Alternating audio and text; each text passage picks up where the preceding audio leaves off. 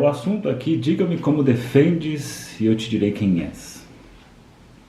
Isso daqui é um assunto até simples assim, né? Mas é interessante como isso pode ser tanto algo muito útil na clínica, mas dependendo da escola que você está falando, pode ser algo criticável. Por que eu estou falando de escola?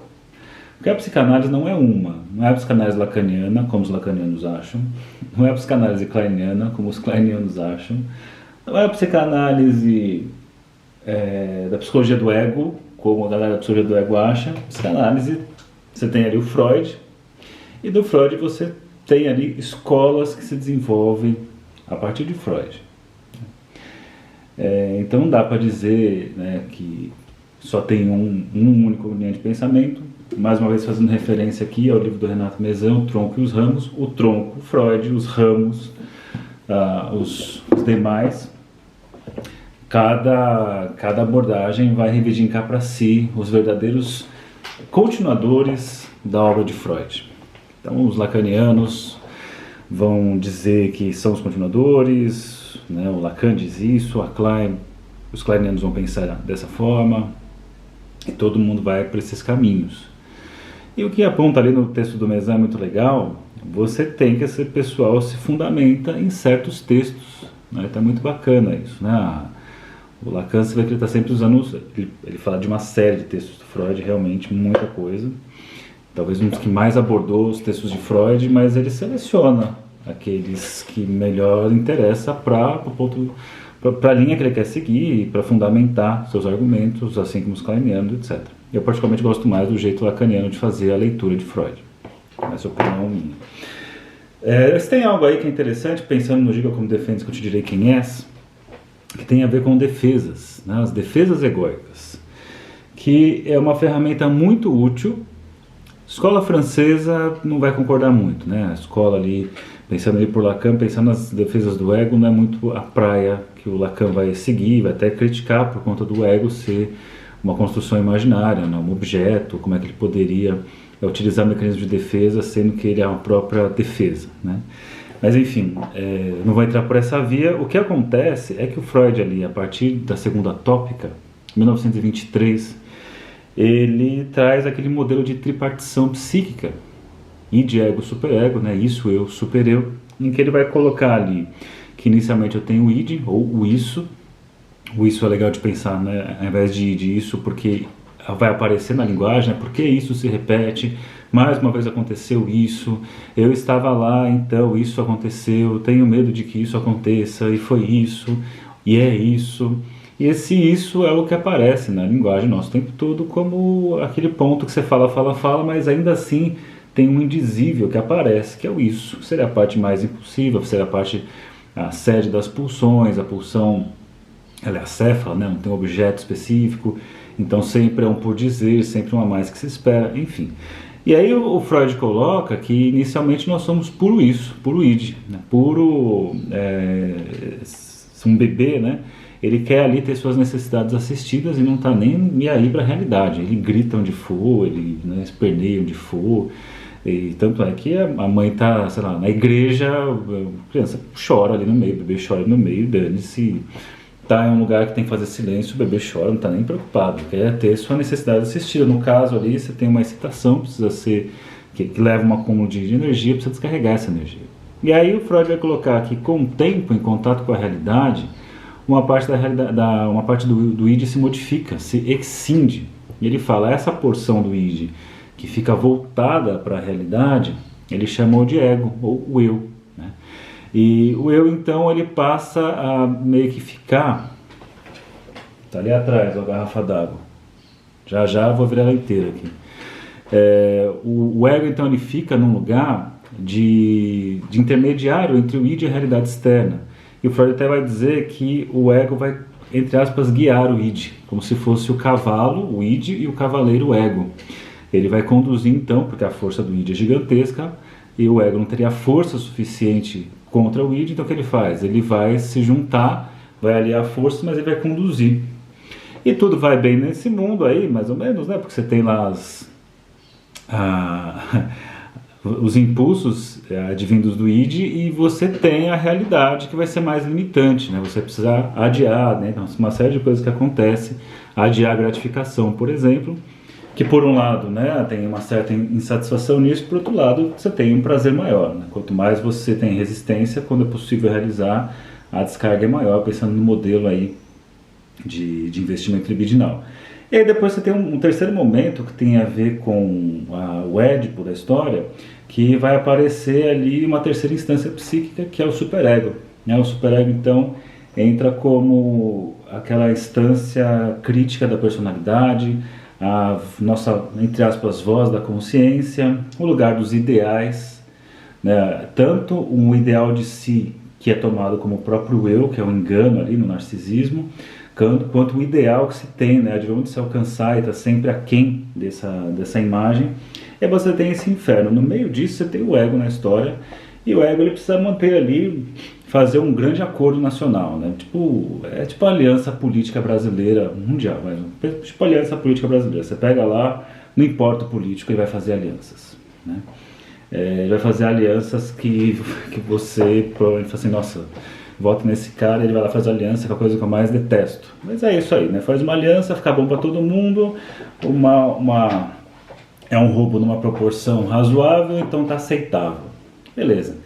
E ele, nesse momento aí, o ego, e aí esse é um ponto muito importante que o Freud traz a partir da segunda tópica, e a filha dele vai seguir por aí, Ana Freud, e alguns vão seguir por aí, nessa briga aí de forças, que o ego tem que ficar aí satisfazendo impulsos do id, você tem que se alinhar, né, com as expectativas do super-eu, ainda tem que levar em consideração a realidade, o ego vai se fragilizando. E para se manter inteiro, é claro, e quando ele está se fragilizando aparece aí a angústia, né, estados angustiados, ou alguns autores chamam de ansiedade. Na verdade, você tem autores que fazem uma divisão de angústia e de ansiedade, né? Tem outros autores que colocam tudo na mesma gaveta, angústia e ansiedade, e tem outros que colocam angústia, ansiedade e medo como sendo a mesma coisa. Como aqui não é esse o objetivo hoje, eu vou deixar fazer uma live futura para fazer esse ponto, que é um ponto importante, sobre a diferença de angústia e ansiedade, ou se é a mesma coisa, a partir do conceito alemão do Freud, que uma coisa caminha. Enfim, então, diante dessa ansiedade que aparece, o ego vai utilizar defesas para se manter coeso inteiro. E aí o que é muito legal na clínica? Porque na clínica, a partir desse modelo, né, das defesas, você vai ter uma regrinha que é mais ou menos assim: diga-me como defendes e eu te direi quem és. Em que sentido? Você teve aí a Ana Freud fazendo isso, o próprio Freud, o Otto Fenichel fazendo isso, e você tem a Melanie Klein, por exemplo, fazendo isso, que são os grandes autores a falar de mecanismos de defesa do ego. E aí você vai ter defesas que são muito primitivas, apontando que um ego é frágil. Então, o que são defesas de um ego frágil, de uma pessoa frágil em termos de personalidade? Defesas tipo cisão, né, que a pessoa divide uma coisa da outra, a pessoa nega uma parte da realidade. O André Green vai chamar de alucinação negativa. Alucinação positiva, aquilo que não está lá passa a estar. Então, não tem nada aqui, eu estou vendo uma coisa, uma pessoa, né, determinado objeto. Se eu estou numa alucinação negativa, a coisa está lá e eu não estou vendo, né? Eu nego, realmente, assim, eu elimino, negativo eu tiro. Então, pessoas com defesas, com estruturas mais frágeis de personalidade, egos mais fragilizados, vão utilizar defesas mais primitivas, defesas mais dessa ordem. Então, cisão, negação é uma forma, né? Negação é aquilo que a gente faz sempre que acontece qualquer situação de tragédia ou de uma má notícia. A primeira reação é uma negação. Ah, bateram no seu carro. Você fala, não bateram, não é possível. Primeira coisa. Mas na sequência você olha assim, putz, realmente vai bater, que merda, vou ter que fazer tal coisa. Mas tem uma galera que fala não e é não. Você mostra o carro, não bateu, cara. Não, mas tá aqui, cara, bateu. Ou, sei lá, fulano de tal morreu. Não morreu. Não. Existem pessoas que negam isso. E aí você tem, né, governo brasileiro, uma fase bem negacionista aí. Não estou defendendo outros não, tá? Só estou dizendo em termos de defesas egóicas o que dá para pensar. Um governo com um presidente muito negacionista em termos de funcionamento de defesas egóicas, tá? Não estou nem falando se eu gosto ou não gosto, se é bom ou se não é bom, mas em termos de funcionamento temos aí. Então você tem aí, defesas são consideradas mais primitivas. E eu vou ter aí uma gradação de defesas, as defesas vão ficando mais intermediárias. Então você vai ter, por exemplo, defesas mais intermediárias, que podem ser aquelas muito racionais. A pessoa até reconhece uma dimensão que é mais dolorosa, mas usa ali muito argumento, fala muita coisa, enfeita muita coisa, né? Aquele paciente muito racional, por exemplo, a gente costuma brincar que geralmente estudante de psicologia na clínica faz isso. O estudante de psicologia, ele vai lá, ele, ao invés de falar de si de uma forma livre, ele fala de uma forma teórica, não, porque o meu Édipo e não sei o quê. Que é uma forma de lidar com um assunto doloroso, mas de uma maneira assim, com uma certa distância, né? Quando você põe o racional em cima, você acaba conseguindo manter um certo isolamento afetivo da coisa. Tanto é que uma das defesas que você tem intermediária é isolamento afetivo, racionalização, intelectualização, formação reativa, né? O clássico de inverter, né? Colocar aí o seu oposto. Eu vou fazer algumas lives falando de defesas específicas, que são bem interessantes aqui. E aí você vai chegar em defesas mais maduras, tipo o humor, né? O humor é uma defesa que é considerada mais elaborada, não é o humor, aquele sadismo, por exemplo, ou aquela pessoa que ri constantemente de tudo. Uma pessoa que ri de tudo constantemente, ela não está se defendendo bem, ela está dissociando muitas vezes, ou cindindo, ou negando. Existe muitas vezes esse riso de negação, né? Ou vinculado a uma negação que tem a ver com uma cisão, do que literalmente lidar bem com as coisas, levar com o espírito esportivo, com leveza. Então são coisas diferentes. Então o que acontece? A partir disso eu começo a pensar assim, tá, qual que é o repertório de defesas que essa pessoa utiliza? Nisso aqui, os lacanianos estão assistindo e tendo infarto, assim, como assim repertório de defesa? Que coisa mais imaginária, nossa, calma, né? É uma outra perspectiva. A escola britânica conversa bem com isso, a escola a americana conversa bem com isso. Então a psicodinâmica, né, que é a psicologia ou a psiquiatria, que leva em consideração elementos da psicanálise, fundamenta elementos da psicanálise, trabalha muito bem, né? Trabalha muito bem as questões da defesa. É mais às vezes essa leitura assim lacaniana, que vai falar assim, que absurdo. E entendo que também quando você pega, por exemplo, a explicação que o Lacan tem com relação a isso faz muito sentido, obviamente, né? Mas são clínicas bem diferentes, né? São clínicas com propostas bem diferentes. Tanto que o Lacan vai dizer que é um problema, que a psicanálise, a partir da segunda tópica, ela vai se descaracterizando, vai deixando de ser aquele modelo... Porque a psicanálise é uma desadaptação o tempo todo, né? Você faz a análise para você sustentar um desejo, e o desejo é mostrar o quanto você é estranho, sustentar que você é estranho, que você não vai ficar se submetendo a padrões, por exemplo. Só que com essa perspectiva das defesas, começou a acontecer o contrário, né? Começou assim, existe um repertório de defesas, isso define uma estrutura egóica mais estruturada, menos estruturada, então existe aí um certo modelo de saúde, defesas mais maduras. Então com isso você acaba montando, de acordo com alguns teóricos e clínicos, você acaba montando um certo modelo a ser seguido, a ser alcançado, né? Mas não vou entrar nisso, é uma outra discussão aqui, mas voltando para cá, numa perspectiva psicanalítica que cabem as defesas, então fica muito útil você pensar nisso. Porque, por exemplo, você vai escutar uma pessoa, uma coisa importante, assim, né, que também tem opiniões diferentes, mas eu gosto mais da opinião que diz que o que vai revelar um ego fragilizado não é a utilização de mecanismos de defesa primitivo, mas a impossibilidade de usar defesas maduras, né? Porque por mais que você seja uma pessoa super madura do ponto de vista egóico, de pensar numa pessoa que é bem madura, que eu conheço, pode ser famosa, pode ser... Deixa eu ver se tem alguém que eu conheço que é madura. Bom, faz de conta que existe uma pessoa que é madura do ponto de vista egóico. Ela vai usar defesas como sublimação, como humor, como ascetismo moderado, né? Ela usa isso, mas não significa que ela não possa, numa situação extrema, passar a utilizar naquele momento uma defesa mais primitiva. Agora, o contrário, aí a coisa é diferente, porque é uma pessoa que tem como integração egóica uma integração mais precária, mais fragilizada, ela usa defesas primitivas, mas não consegue fazer uso das defesas mais maduras. Então, o que a gente vai pensar nisso? Você tem então um contínuo, muito interessante de se pensar, você vai ter um ego mais fragilizado, um ego mais estruturado, e aí você vai ter a gradação da estruturação e as defesas correspondentes. Então eu consigo enxergar onde estão essas defesas, os tipos de defesa, e eu vou lá assim, bom, então essa pessoa que estou atendendo, e vou escutando, ela vai trazendo aí a questão com a família, com o parceiro, parceira, com os amigos, no trabalho, na faculdade, sei lá, ela vai trazendo várias situações da vida dela, e eu vou escutando assim, tá, aqui tá ok. Aí quando eu percebo que a pessoa está chegando ali num ponto de ansiedade, né, você vê que ela vai ter alguma estratégia para se proteger da ansiedade, e aí entra uma defesa ali, e você está escutando como é que essa defesa é usada. Aqui usou, por exemplo, o humor, aqui usou, por exemplo, formação reativa.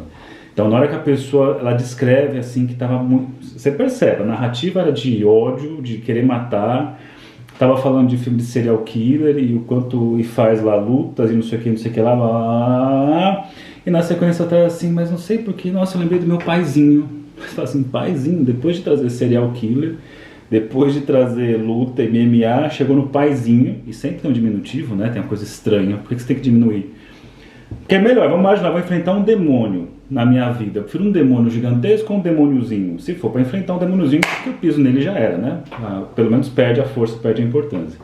Então eu sempre desconfio de pessoas que usam diminutivo, sempre, porque muitas vezes tem a ver com uma formação reativa, de pequenininho, aquele excesso de zelo, aquele cuidadinho naquela pessoazinha. Então imagina, a pessoa está falando de algo, e aí quando vai chegar numa questão de ansiedade, começa a usar ali, onde claramente ela vinha numa toada de ódio, ela vem e traz, mas meu paizinho é a coisa mais amada que tem, como eu amo meu paizinho, é aquela coisa assim, ele tá tão velhinho já, eu lembro que ele era bem duro com a gente, mas hoje em dia assim, ele é tão querido, eu faço comida para ele, às vezes ele não quer comer, mas eu insisto para ele comer, porque eu quero sufocar ele com a comida, por tudo que ele fez comigo lá no passado, enfim. Então você vai escutando e vai escutando aí, vai meio que anotando mentalmente as defesas que a pessoa está utilizando. Então isso é muito legal, porque com isso você consegue ter, né, não para taxar uma pessoa, mas você consegue ter mais ou menos como é que se organiza a personalidade, como é que se organiza ali o ego dessa pessoa e as defesas utilizadas. Em tese, uma pessoa num processo clínico, analítico, ela vai amadurecendo egoicamente. E você tem ali uma modificação em novas capacidades de usar defesas mais elaboradas. Eu lembro de um cara uma vez que estava vendendo Nossa senhora. O cara estava vendendo uma mentoria, que agora está na moda vender mentoria. Outro nome besta para coisa de sempre. Mas o cara vendia uma mentoria para ensinar os grandes empresários a usar defesas egóicas mais maduras. É de um erro tão estúpido ou de uma má fé tão grande, mas o cara provavelmente está ganhando uma puta grana, que você ensinar alguém a usar defesas mais maduras é uma burrice, né? Porque daí você está ensinando de forma racional, cognitiva. Só que o problema, gente, esse é o ponto. Eu sempre falo isso. Você só sabe a verdade ali das defesas quando a água ferve. Quando está frio, claro. Na clínica a gente aprende isso. Não vou mais me irritar com tal coisa, não vou mais me estressar com isso. Não vou mais, quando eu for provocado, eu não vou mais entrar naquela briga assim, assado. Não adianta falar quando está frio. O problema é quando esquenta, quando começou a ferver a água, aí que aparece a ansiedade, aí que vem a defesa, porque a defesa é inconsciente. Você não controla ela. Então esse xaropeta, má fé, que vendia, né, domine as defesas e seja um empresário mais bem sucedido, cara, é uma besteira gigantesca, não sei. Eu prefiro acreditar que é má fé do que a pessoa realmente ter estudado e ter entendido isso. Mas tem, né? Tem e essa coisa aí. Então é isso. Então veja que interessante isso, mais uma vez eu falo, né? Porque às vezes as pessoas não entendem. Mas eu estou falando isso numa perspectiva específica. É uma perspectiva que trabalha considerando as defesas egóicas como um elemento clínico fundamental, como algo que direciona a clínica, né, que possibilita escutas. Assim como eu tenho pessoas, né, outras abordagens ou escolas que não concordam com isso e vão ler de uma outra maneira, vão criticar, não, isso é tal coisa, isso é imaginário, não funciona assim. Enfim, acho que a gente tem que ter essa maturidade aí, ao invés de usar defesas primitivas com esse tipo de postura, não, você falou diferente de mim, então eu nego que você existe. É muito melhor você poder trazer todo mundo para dialogar, conversar, né? Então é isso aí, esse tipo de raciocínio está no meu curso Manual da Psicoterapia. Eu estou fazendo aqui a promoção zona. Galera, não tem segredo, tá? Ó, a gente vai comprar lá, isso atrapalha um pouco, mas assim, você manda uma mensagem no WhatsApp que eu divulgo, você manda mensagem lá, tum, mandou, nossa, eu posso fazer até aqui agora em tempo real, ó. Ah, que vai tá espelhado para vocês, né? Enfim, você clicou lá, o que vai acontecer, vamos pegar aqui, o que vai acontecer quando você manda uma mensagem, é que vai aparecer uma mensagem automática, aqui eu tenho uma mensagem automática. Na mensagem automática não tem segredo, ó. Curso de diagnóstico psicanalítico, esse está rolando. Esse custa R$480, é um curso que está rolando, são aulas com 1h30 de duração, eu acompanho a turma por 3 meses o tempo todo, então ele é mais caro, ele entrou na promoção, ponto. Aí depois, promoções. Manual da Psicoterapia, 50% de desconto. Por que ele está mais barato? Porque eu não vou seguir por 3 meses com a galera. Comprou o curso, ele está totalmente lá disponível.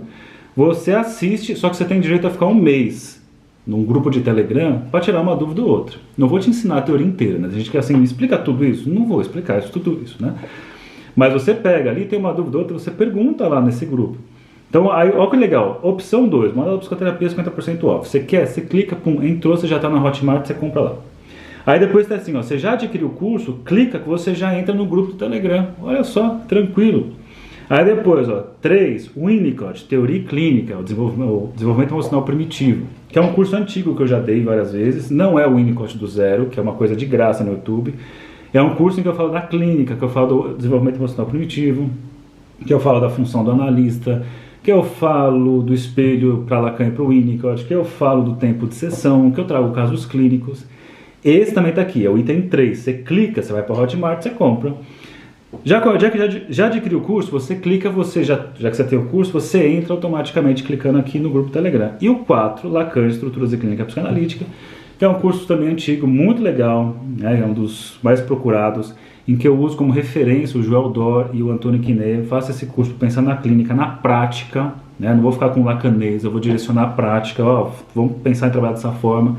Mesma coisa, 50% de desconto, você clica, vai para a Hotmart, você compra lá. Uma vez que você comprou, entrou, você vai, clica e você entra no grupo do Telegram. Tá tudo aqui, ó. Então você tem esses cursos rolando, né? A promoção é esse mês, novembro, Black Novembro, né, que é o que está na moda aí, eu aderi.